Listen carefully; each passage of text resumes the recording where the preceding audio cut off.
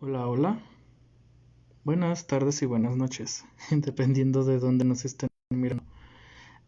En Lugar Poema, una plataforma de literatura, de artes, que tiene un poco de todo. Acabamos como proyecto a iniciar un nuevo ciclo de entrevistas con el fin de conocer la obra de los poetas y escritores a nivel internacional. Quien nos honra en su presencia en esta primera entrevista es el maestro Alfredo Fresia, que en unos instantes se se nos va a integrar a este bello, a esta primera entrevista. Al respecto, también quisiera agradecer su tiempo a quienes nos están viendo, y al mismo tiempo quedan en completa libertad de hacer preguntas. Maestro Alfredo Fresia, que justamente ya se va a conectar con nosotros. Esperando que... Listo. Hola, maestro Alfredo, ¿cómo se encuentra el día de hoy? Bien, muy bien. ¿Ustedes están bien? Sí, todo tranquilo aquí. Muy bien. Bueno, ah, comentaba que a lo largo de esta primera entrevista vamos a permitir que nuestros espectadores también puedan participar. No sé si le molesta. No, no, en Para- absoluto. Está muy bien. Perfecto. Entonces, comencemos. Hace unos años le publicaron Valparaíso uno de sus libros, que para mí es de mis preferidos, que se llama Susurro Sur, que curiosamente el nombre es bastante interesante por el juego fonético.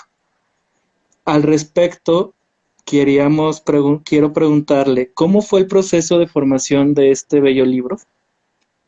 ¿De promoción o de De producción? formación, producción. Entiendo. Mira, Susurro Sur fue una antología que Valparaíso, México me pidió y yo junté poesía de los años 70, 80, 90 y 2000, siguiendo un criterio que era por manchas temáticas, que yo denominé manchas temáticas. Son temas que acompañan mi poesía desde siempre, entonces no lo dividí por libro ni por año, simplemente por temas. De repente en un tema había poemas de los años 70 cuando era joven, y otros de la última producción de la época, ya de los 2000. Y fue por ahí, y al conjunto le puse Susurro Sur, porque yo soy un poeta, como yo digo, del sur de América del Sur. Entonces, yo digo que yo tengo la impresión de que tengo más que una voz, yo lo que tengo en poesía es un tono, vamos a decirlo así, un susurro. Entonces yo digo, bueno, yo susurro desde el sur de mi sur, y el libro se impuso, yo me acuerdo, estaba escribiendo, se impuso el título Susurro Sur, que naturalmente contiene un juego fonético. Claro. Al respecto, uno de los temas integrantes de ese texto, justamente de las manchas, como menciona, que me resultó interesante fue el rechazo a a la huida, que me parece que uno de sus poemas justamente inicia así. Y al respecto me gustaría saber cómo ha vivido el exilio como poeta del Cono Sur. Mira, el exilio es, es una situación con consecuencias literarias que acompaña la historia y la literatura latinoamericana desde sus orígenes. Desde los orígenes de la poesía hispanoamericana, tú tienes un continente en el que las rencillas internas llevan a la expulsión, al exilio de muchos de los que participaron y construyeron la historia del continente. De manera que si tú analizas los poetas, muchos, pero muchos poetas latinoamericanos pasaron por la etapa del exilio. A veces exilio político, a veces exilio económico, a veces exilio en busca de una centralidad, digamos, de la búsqueda de lugares hegemónicos. Estoy pensando en Darío. Darío cuando va a Chile y después sobre todo a Buenos Aires, que era en la época un epicentro. Hasta hoy lo es en cierto sentido, pero en la época más un epicentro de la literatura hispanoamericana. De manera que el exilio es viejo como nuestra literatura. Ahora, bueno, y en mi caso tenía que ocurrir, a mí como a tantos en aquellos años 70, cuando hubo el golpe de Estado en Uruguay en el 73, en junio, ahora en junio del 73, y, y yo me tuve que ir en los primeros 2 años, yo era profesor, daba clases en la enseñanza secundaria, y no fui molestado, nadie me mandó, nadie me dijo nada, era evidente, había un malestar entre las nuevas autoridades y gente como yo. Hasta que pasó el 74, pasó el 75, y cuando fui a tomar mis clases en el 76, yo no existía. Es bien Kafka, ¿no? Yo no existía. En Fresia no, aquí no hay Fresia. Yo había ganado el concurso con el primer lugar, además. Bueno, en fin. De manera que me fui a un país vecino. Yo dije, bueno, yo qué sé qué hago, yo además no tenía plata. Me vine aquí donde casi que inmediatamente encontré trabajo como profesor. Trabajé 14 años en la Alianza Francesa de aquí de Sao Paulo y después en una facultad 26 años. Me jubilé hace 7 años, pero trabajé muchos años aquí. Y viví el exilio, bueno, como lo vivimos casi todos. Una parte de mí nunca salió de Montevideo, de Uruguay. Una parte de mí Ya, nunca salió, estuvo siempre allí. Por ejemplo, yo siempre publiqué, bueno, en los años de la dictadura que va hasta el 85, yo desaparecí, no publiqué nada. Perdón, estoy mintiendo.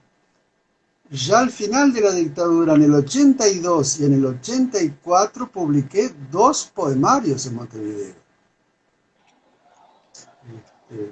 Salieron, eran temas inclusive arriesgados para el editor. De manera que a esa altura yo tenía mi primer libro, que es un librito del año 73, después aquel salto al vacío, el exilio, aquella locura, bueno. Ahí hay poemas míos en revistas, y retomo la publicación en el 82, después en el 84, después ya en Democracia en el 86, ya empecé a volver, 2 veces por año yo volvía de aquí a iba a Montevideo, y eso duró años, en que yo seguí viviendo aquí. Pero como decíamos con Helma, mi querido Helma, y lo digo yo, siempre lo dije, el exilio tiene comienzo pero no tiene fin. Porque ahí yo tenía una parte de mí que siempre había estado allá, y siempre estará. Y otra parte de mí que no, que estaba aquí, y que andaba por el mundo, y que hablaba otro idioma. Que además hay eso, que no es un dato menor. para claro. un poeta. Entonces, en fin, yo viví el exilio durante esos años, hasta el año 85, sintiéndome muy inseguro, tenía miedo de alguna situación policial que vinieran a buscarme. No, nadie me buscó, nadie me hizo nada. Y a partir de esa etapa quedé a caballo entre los dos países, yendo y volviendo, y publicando siempre allá, en Uruguay. Yo soy un poeta uruguayo. Y una última cosa que yo te diría con relación al exilio, esa es más general. Yo pienso que escribir es disentir. A ver si me entiendes. Escribir, escribir bueno, como hecho estético, como literatura, como lo que se llama literatura, es usar el lenguaje en un nivel que no es, que no es obviamente el nivel denotativo de todos los días en nuestra vida cotidiana, como ahora estamos hablando tú y yo, lo hacemos en un nivel denotativo. Y además escribir es romper siempre con normas, con lo que se espera, nunca caer en lo obvio, justamente en lo esperable. Es siempre marcar una voz diferente, un tono, como te decía, diferente, un susurro, aunque solo sea modestamente un susurro, diferente. Entonces, en ese sentido, todo escritor tiene un lado exiliado. Pero eso ya es en un otro nivel de nuestra conversación, fuera de ese exilio real del que tú me preguntabas. Claro, y de hecho estoy completamente de acuerdo con usted, los distintos niveles del exilio. En algún momento le comentaba sobre, porque quise, o más bien me remitía a Deleuze como filósofo, y él decía algo similar a lo que usted mencionaba, que la escritura en realidad es justamente salirse de lo establecido, Claro, soltar, claro. y justamente aquí nos pregunta uno de los usuarios, Leonel, ¿qué normas suele romper o rompe más frecuente al momento de escribir? Lo que se rompe es el lado que siempre se denomina anquilosado, porque simplemente pertenece a ese lado denotativo del lenguaje. Lo que se rompe es lo que el lenguaje trae siempre consigo, repetido. A ver si hay un diccionario de lugares comunes, una especie de diccionario de obviedades, que es una obra que Flaubert no logró acabar, pero que sería magnífica para usar en este momento, si lo supiera lo hubiera separado, donde él va colocando de cada idea, que están en orden alfabético además, el lugar común que la acompaña. Siempre, para cada idea, para cada situación, hay un lugar común que la acompaña. A ver si me acuerdo de alguno. Mm, la policía, el comentario que la acompaña siempre, es indispensable. Pero hay que tener cuidado con los policías. Este, a ver, bueno, es imposible acordarme es un diccionario realmente que Flaubert no llegó a acabar. Pero esa parte del lenguaje, que también es la doxa, también es la ideología de tu época, que también son esas ideas comunes que nos acompañan, deben ser rotas de cualquier manera, para que se pueda decir, bueno, estoy escribiendo, esto es escribir. ¿Seré claro? ¿Estoy siendo claro? Y de hecho, ay, perdón, ay, ¿Cómo dices? y de hecho tiene un poco, me recuerda a uno de los postulados de Foucault con respecto al discurso, que como tal el discurso lo tenemos tan arraigado en el sistema que es complicado romperlo y soltarlo, y que, bueno, sabemos que Foucault siempre ha sido muy crítico, y siempre mencionaba en todas sus entrevistas que hay que lograr romper. Y justamente usted como escritor y como poeta y también académico, nos acaba de mencionar las normas para romper, pero también ha roto otro tipo de normas, ya sean poéticas o artísticas. Sí, claro, claro que sí. Pero antes de eso, de lo que se trata es de evitar que te vuelvas un poeta residual. ¿Sabes? Por Claro, ejemplo, en pleno momento del parnasianismo, del parnasianismo.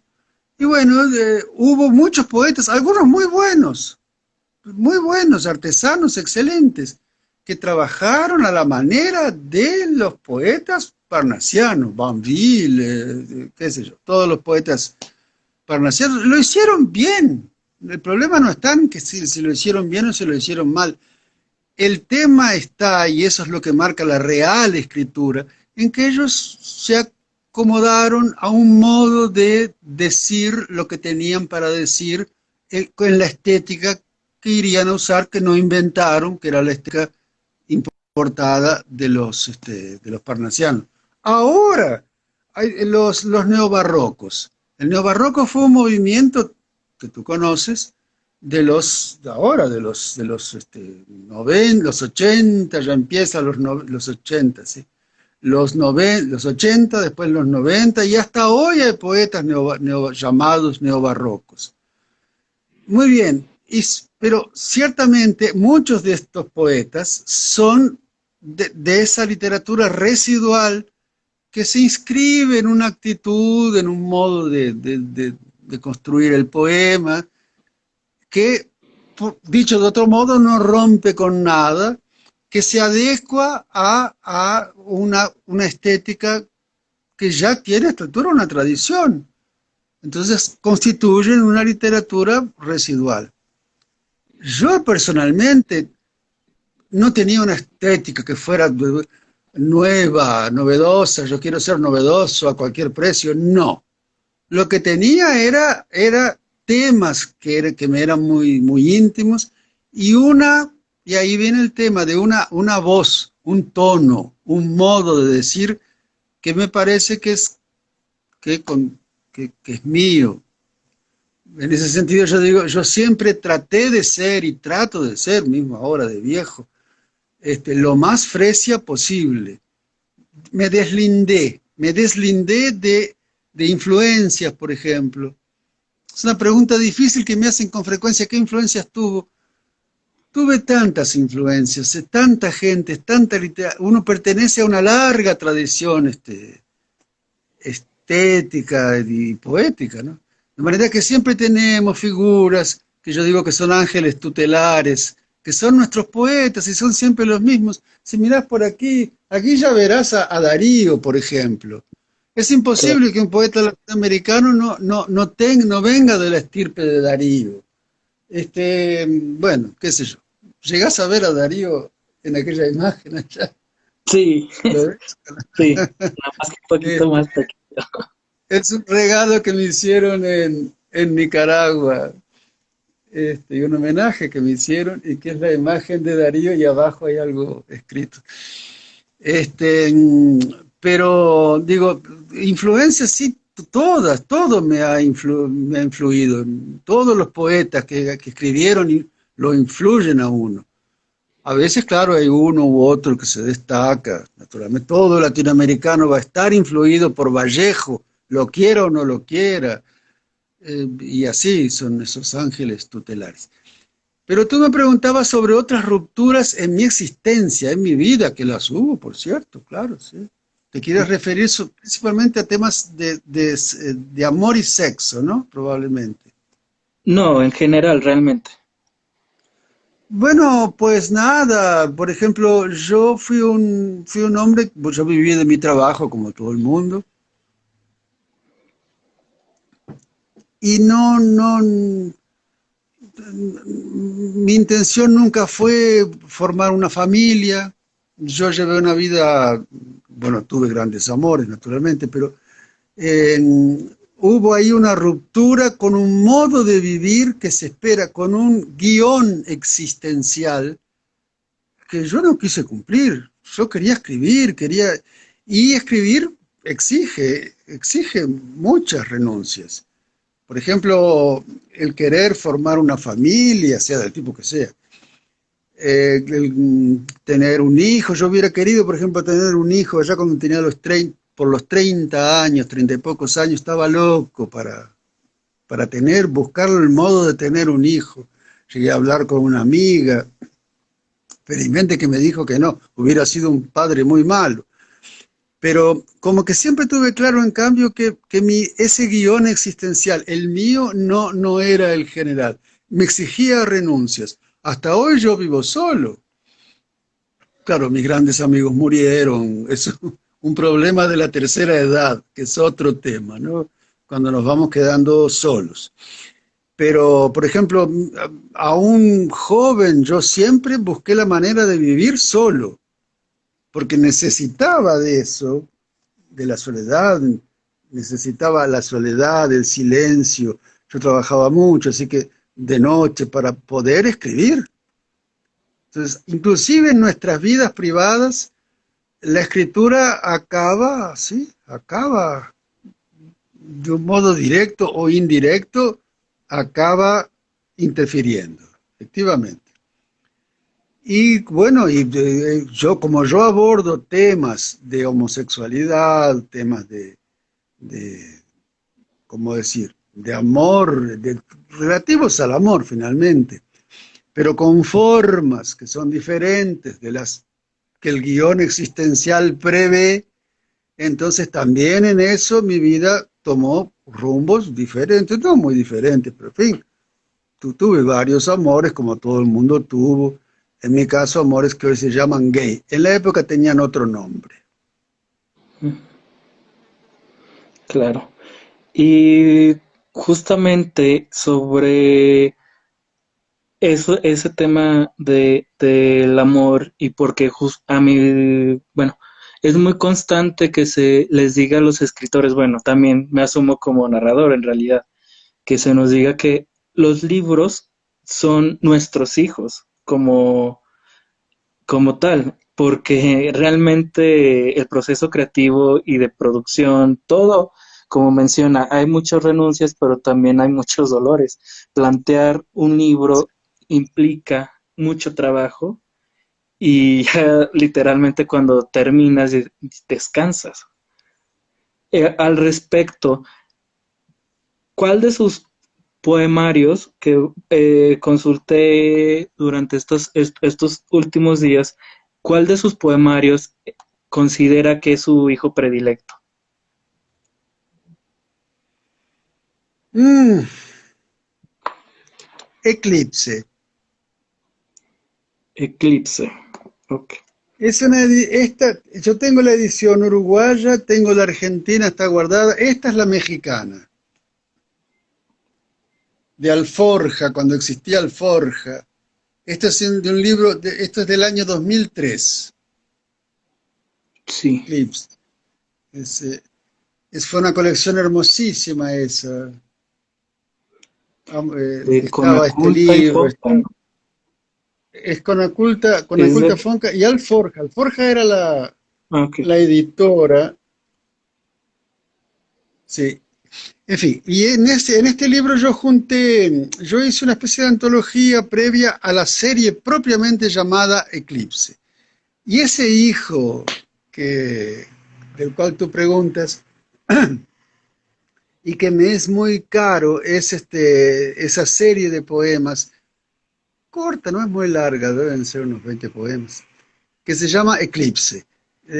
Yo esos poemas los amo profundamente. Son poemas muy cultos, de un barroco que yo diría culterano, una cosa que exige bastante del lector, bueno, pero realmente son poemas que yo amo mucho. Y fue un momento realmente porque ni antes ni después volví a ese tono.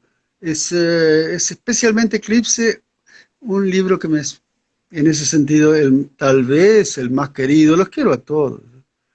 Y de los últimos ahora yo diría Poeta en el Edén. Es otro que salió en México. No, esta es la edición uruguaya. La de México la hizo María Luisa Pasarge. Esta es la uruguaya. Ah, qué bonita edición. Sí, muy linda, sí. Es del año 13, si no me equivoco. Eso me gusta mucho. Y esta también es de México. El Memorial de Hombres que me amaron, de Ediciones Mafia Rosa, una casa de ediciones chiquita, muy simpática. Por su nombre ya puedes saber de una colección, de una editora Claro. de temas de literatura llamada gay, en fin. Y yo reuní aquí en este tema, poemas de, a ver, poemas de una especie de distopía urbana, que andan en toda mi obra poética, pero aquí los reuní, y que incluye eso, en fin, y que los reuní ahí y tuvo, bueno, fue un libro que circuló mucho, me dio mucha satisfacción. Este libro circulaba, yo me acuerdo, en casas nocturnas en el DF. Bueno, ahora dicen Ciudad de México, ¿no? Antiguamente era el DF. Fíjate tú, en casas nocturnas donde se vendía a precios baratos, es una acción popular, no es cara. Y es un libro que, bueno, tuvo mucho, tanto que hace pocos años, 3, 4 años, me escribieron de que querían hacer una edición y la bellísima.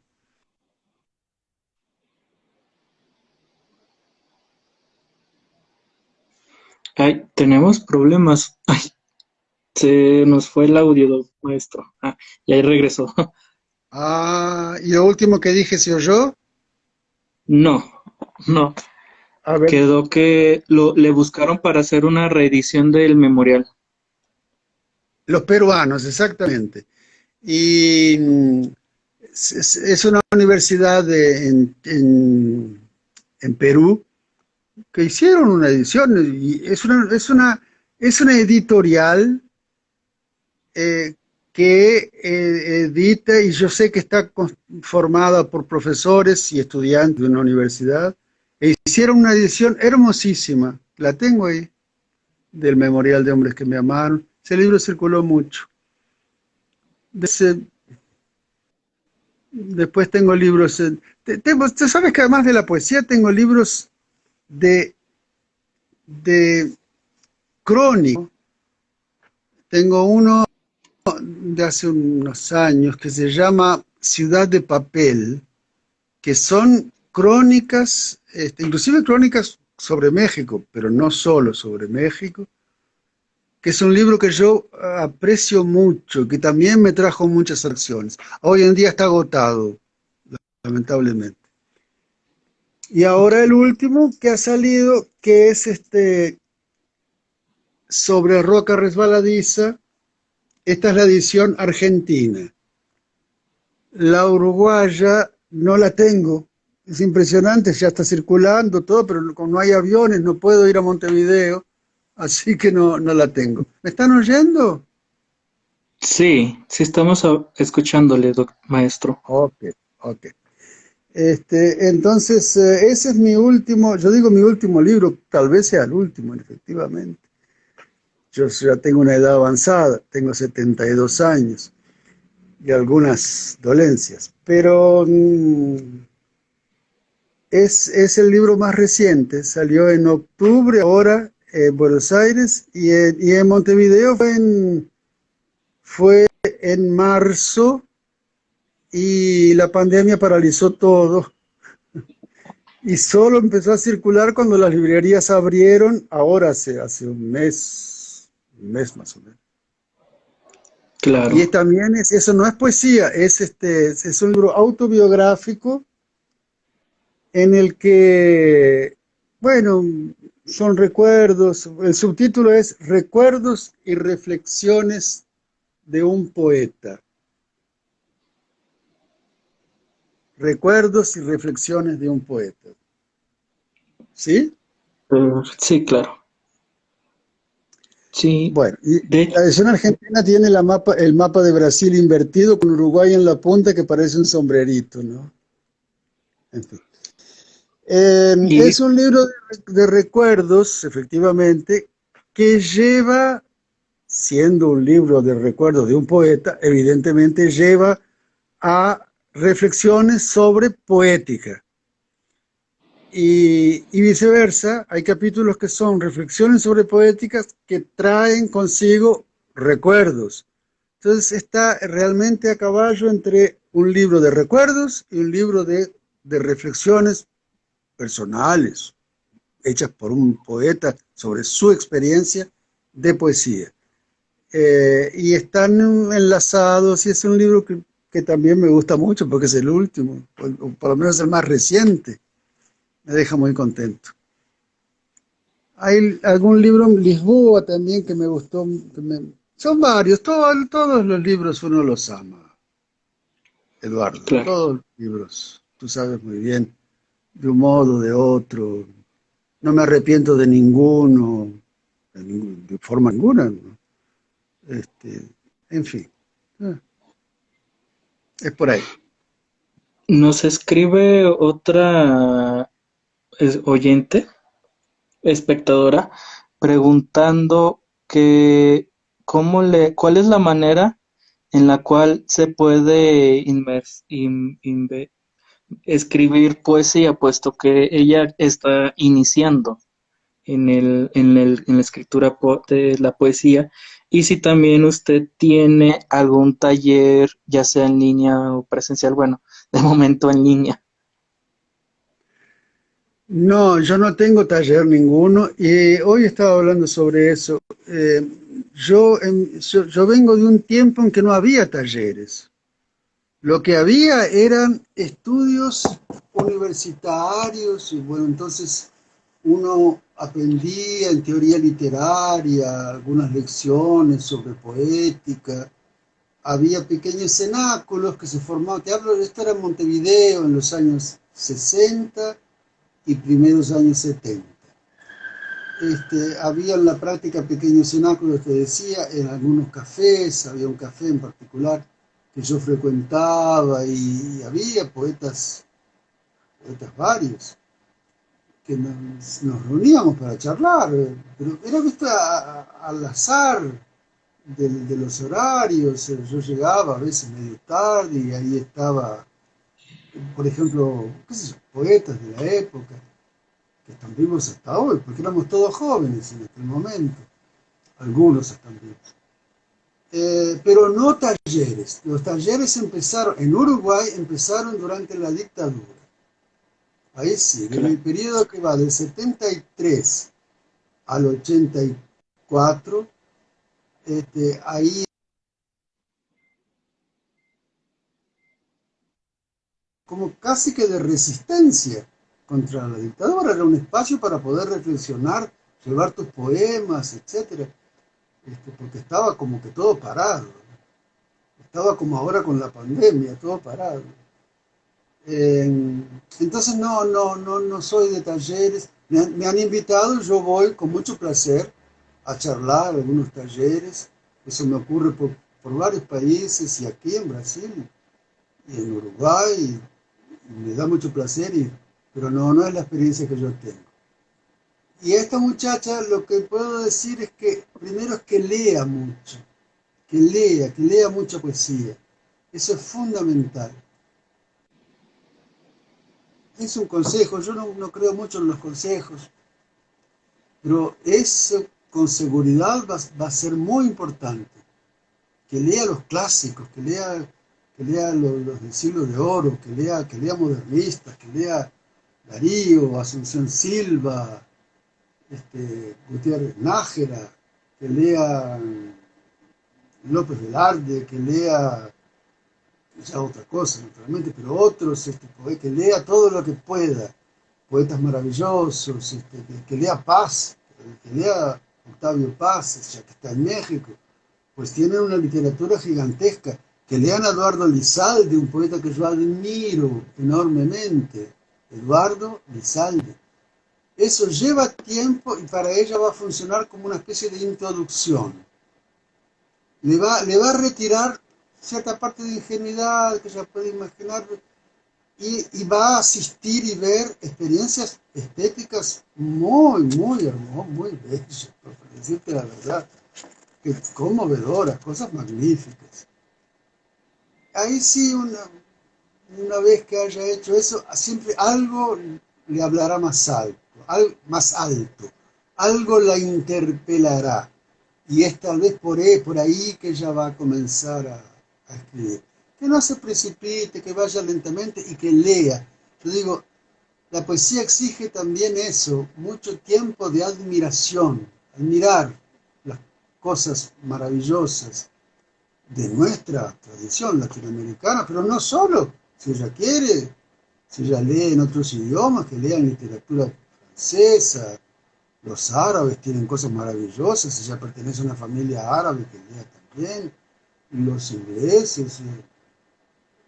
Lo importante es que ella tenga la experiencia, el contacto directo con experiencias estéticas importantes, fundamentales. Ese es el consejo que yo daría. El resto es el trabajo del escritor, del poeta, es solitario, es solitario. Puede reunirse en cenáculos, en talleres, puede asistir a poetas de más edad, de menos edad, charlando sobre su experiencia, pero hay un momento que él se queda solo, la idea viene, dicen que todo. Paul Valéry decía, los dioses nos dan el primer verso. Él no decía los dioses, decía la musa. La musa nos da el primer verso, el resto es trabajo del poeta. Entonces que anote, es cuando un verso de la nada realmente aparece así, que uno dice, pero ¿cómo? Lo mejor que puede hacer es anotarlo. Y ahí de repente eso va a desencadenar un poema. Claro. Hay otra persona que nos pregunta que si existen traducciones en portugués y si también usted ha escrito en portugués. Sí, existen traducciones en portugués. Tengo 3 o 4 libros que tengo un editor aquí en Sao Paulo. Yo vivo en Sao Paulo, Brasil. Tengo una que es una antología que se llama Canto Desalojado. Y tengo otro libro del que ya hablo, que se llama Rua Aurora, Destino Rua Aurora. Tengo otro libro que mi editor sacó, una curiosidad, un libro pequeño muy lindo, que me da mucha simpatía. Y ahora han hecho una nueva antología que se llama Rosa, ¿cómo se llama? Tanto que charlamos de la rosa clandestina, rosa prohibida, no me acuerdo, era como le han puesto, es precioso el título, no me acuerdo, se me borró. Pero en cambio, la otra pregunta que las personas hacen es sobre si he escrito en portugués. Sí, eso me ocurrió. No poesía, poesía no, poesía se escribe es como la leche materna. Yo poesía solo logro escribir en idioma español. Ni siquiera me lo propongo escribir en otros idiomas. Yo escribo poesía en español. Ahora, en cambio sí, escribí en portugués un libro que está publicado justamente, que yo escribí en el año 86, que se llama Destino Rua Aurora, que es una calle de aquí de Sao Paulo. Y esa primera edición, yo era joven, sí, era un hombre joven, no llegaba a los 40 años, creo, por ahí. No, 30 y pocos años. Esa edición yo la hice en una gráfica. Fui a la gráfica, la pagué la edición, lo llevé a las librerías. La primera edición se agotó. Ahí mandé a hacer una segunda edición y de la segunda edición tengo todavía ejemplares que han sobrado. Después lo pasé al español y salió en Montevideo. claro. Después pasaron los años, eso en los 80. En los 90 no volví a ella. En los 2000, la misma editora, Mafia Rosa, lo editó en México. Ese libro existe en México. Se llama Destino Rua Aurora. Es linda la edición. Eh, y ahora mi editor, ya hace pocos años, mi editor de aquí de Sao Paulo, editó el Destino Rua Aurora aquí, ahí ya lo editó en el original portugués. El original era portugués. Es un libro sobre la historia de un amor entre dos individuos desterrados, literalmente desterrados. Este, yo que venía de otro país, inclusive, por más que sea un país vecino, y, y Enrique, que vino de Santos, que es el puerto de aquí de Sao Paulo, para estudiar, se formó, se recibió, se formó en medicina. Fue un gran amor que duró muchos años. Se hizo, bueno, nada, se hizo médico, se formó en medicina y después, bueno, nos separamos y yo tenía noticias de él a través de los diarios, aparecía alguna noticia porque fue un médico muy, muy importante. Él trabajaba con esa parte femenina, obstetricia, ginecología y obstetricia. Y después un día, muchos años, esto fue en el 2005 por ahí, yo recibí un email de él, después de años de separación. Este, Se había casado, había tenido un hijo, buenas noticias, en fin, para decirme que tenía un cáncer, del cual él sabía muy bien como médico que no tenía cura, y quería decirme antes de morirse que siempre me había amado, a esa altura, y que quería reverme. Yo le dije que yo no quería reverlo, eh, y bueno, y fue un ocaso hasta su muerte que ocurrió en 2007, que yo digo que fue el fin de un amor, digamos, que de repente reapareció así como un bólido del pasado, que duró esos 2 años, vía email y teléfono. Y nada más, yo no quise ver. Porque además supe por un amigo común que estaba muy mal, feo de ver, que no era de los 80, 70, inclusive, de los 70, que se reencontrasen viejo, yo también, viejo y decadente, y él también con una enfermedad mortal, y supe que estaba muy mal, y le dije que no, que yo no quería verlo. Fui duro, pero me parece que fue mejor. Y esta explicación yo la doy como postfacio en la edición mexicana y en la edición brasileña, en el original portugués, cuando cuento de aquel, es una especie de relato, no es poesía. Bueno, pues había muerto. Y en qué situación y cómo había reaparecido y esa historia. Es una especie de post-facio. En fin. Sí, perfecto. Entonces, ay, también nos preguntan si usted tiene algún poeta colombiano que le resulte interesante. Bueno, ahora acabo de mencionar a Asunción Silva, pero sí, tengo varios, que yo soy amigo además personal de varios. Bueno, J. Mario es mi amigo. Ahora me mandó un messenger. Está entusiasmado con los homenajes a los nadaístas. Después está Roca, que también de vez en cuando da señales. vía, vía Messenger o vía... No, vía Messenger. Sí, son gente, vamos a decir, son gente de más edad. Está Amparo Osorio, que me dedicó un poema hermosísimo, Amparo. Este, bueno, la lista es grande, son poetas que me interesan mucho. Me hubiera gustado conocer mucho, que yo lo llamo el Hatim, lo pronuncian de otra manera, Hatim.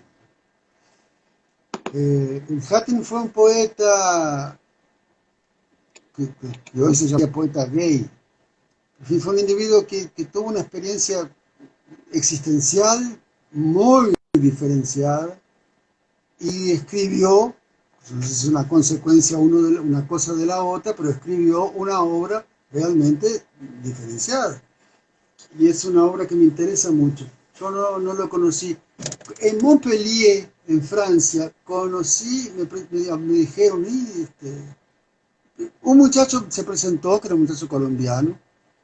Yo estaba en un encuentro del Museo Paul Valéry, en la ciudad natal de Paul Valéry, en Sète. Y él vino de Montpellier, que es al lado, a saludarme, muy gentil. Y después, yo no me dijo nada, yo no le pregunté nada, no sabía nada.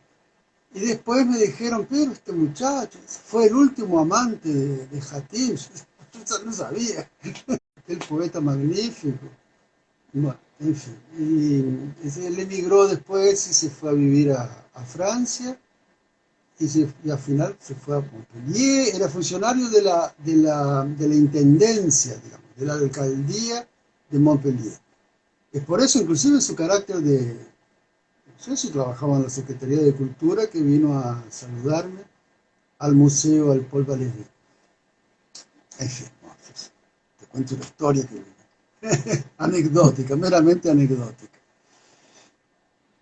Pero poetas colombianos, sí, y otros poetas, hay poetas jóvenes. Colombia es un país muy, América Latina toda tenemos un continente privilegiado. Yo he ido bastante a Europa y no se puede comparar. España tiene un movimiento poético grande ahora, pero Francia, por ejemplo, hay todavía poetas, bueno, gracias a Dios, pero yo veo la Maison de la Poésie en París. Es un centrito cultural, no es ni centro, yo qué sé, son dos piezas donde uno va, hay unas sillas, es chiquito, hay pocos eventos, pocas presentaciones, no hay la vitalidad. Hay muchos poetas sin duda, pero no hay la vitalidad de la poesía latinoamericana, colombiana por ejemplo, chilena, los argentinos, los peruanos, los mexicanos, América Central. Yo he ido bastante a Nicaragua, son impresionante el movimiento, además tienen ese gran encuentro de Festival de Poesía de Granada, Nicaragua. En el Caribe, en Santo Domingo. Es un continente donde realmente la poesía, hay un hervidero de poetas y de movimientos poéticos y de... Tú que me llamas de México, hoy estuve en un contacto parecido con alguien, eso desde Uruguay, 2 o 3 días con argentinos, permanentemente tenemos una pasión por la poesía que no todos los lugares comparten, fuera de América Latina. Al respecto, justamente hace unos años me topé de manera muy azarosa un libro de poemas de Marosa Di Giorgio, que es una poeta de Uruguay.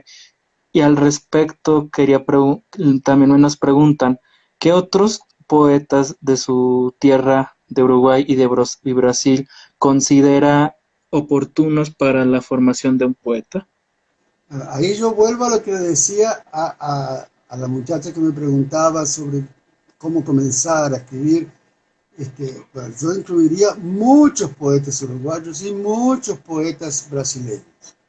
Y Claro, eso tanto sincrónicamente, ahora, hoy, gente que está produciendo, o en la historia de la poesía uruguaya y en la historia de la poesía brasileña.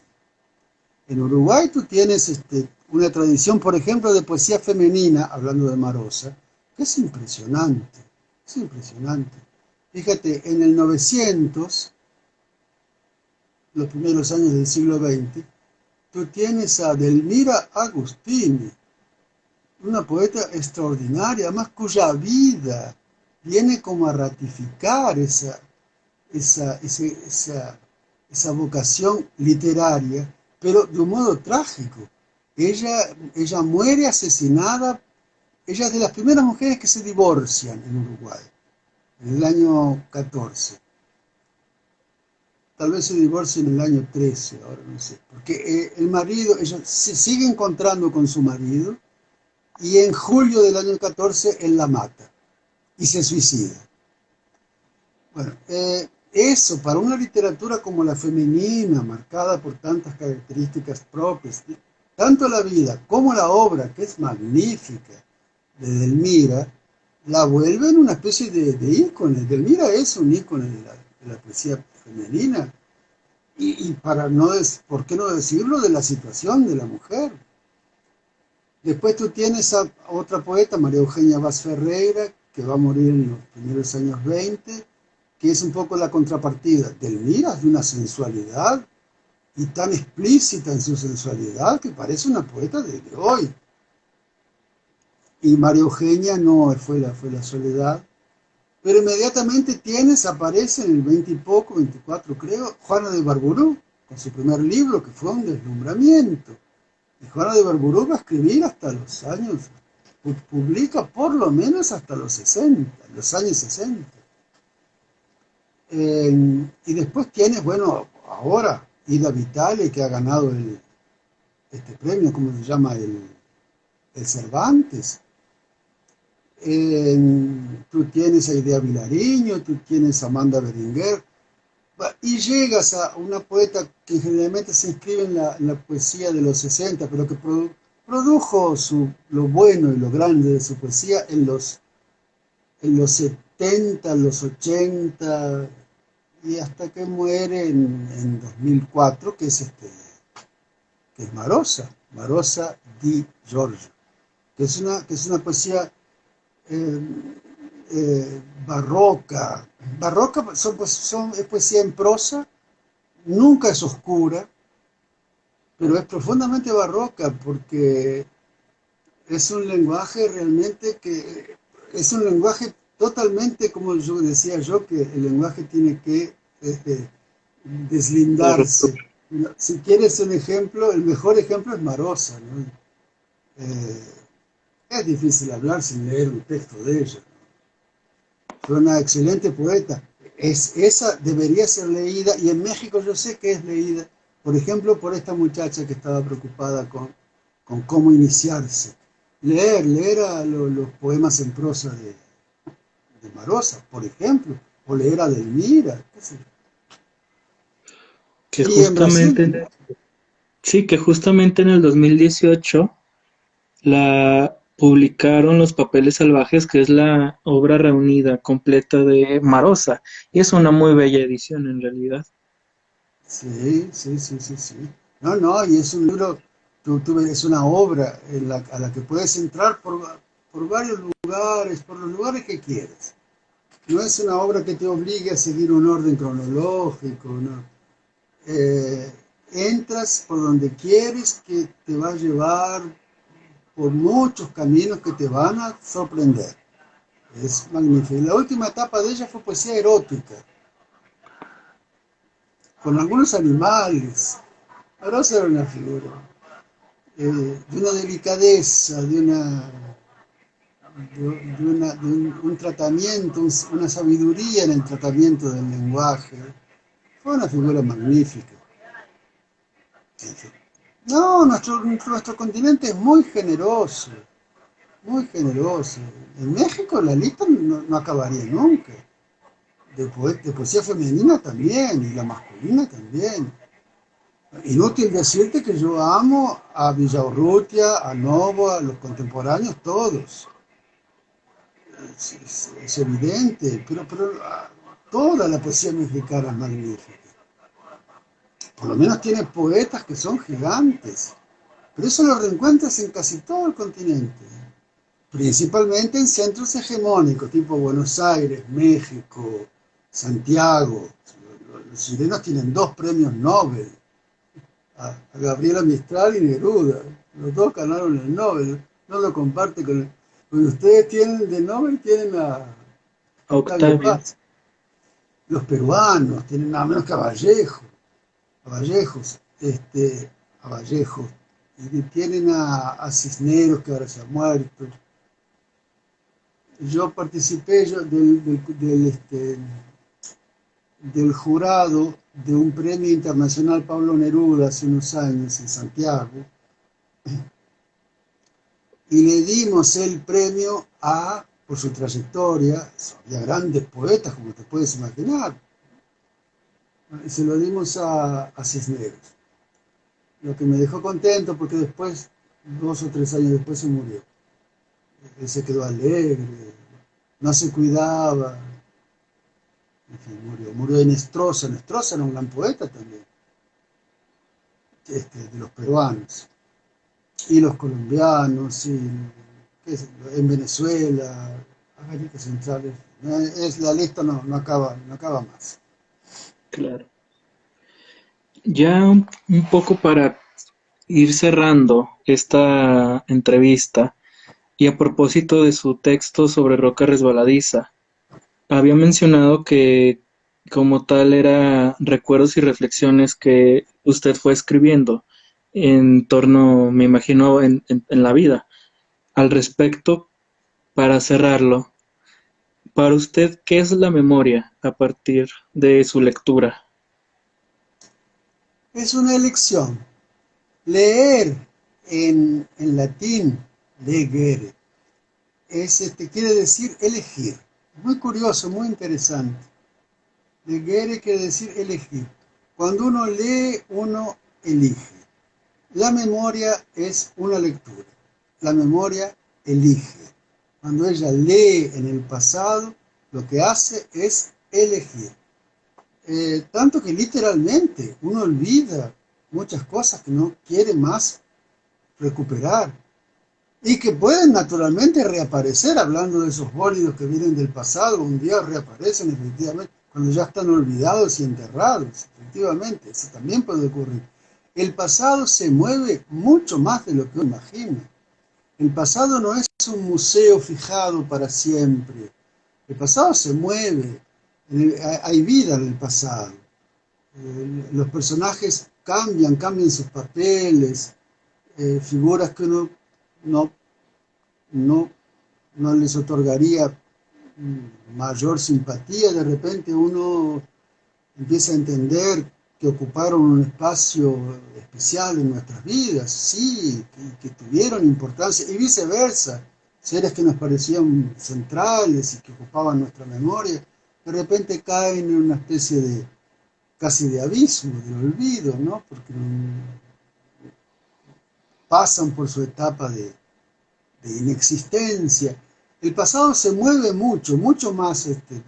Esa idea de que el pasado es un museo al cual uno puede ir, que uno va a visitar, pero que aquello permanece inmóvil, uno puede volver después y estará exactamente igual. No es. De manera que no es verdad. De manera que en un libro de memorias uno va a elegir. Para los poetas, yo pienso que la infancia es fundamental. El poeta se forma, una parte del poeta se forma en la infancia, que es ese contacto con el mundo y el descubrimiento de un idioma que va reconociendo y tocando ese mundo. De manera que Ay, yo digo disculpe. cierta importancia a la infancia en ese libro. a mi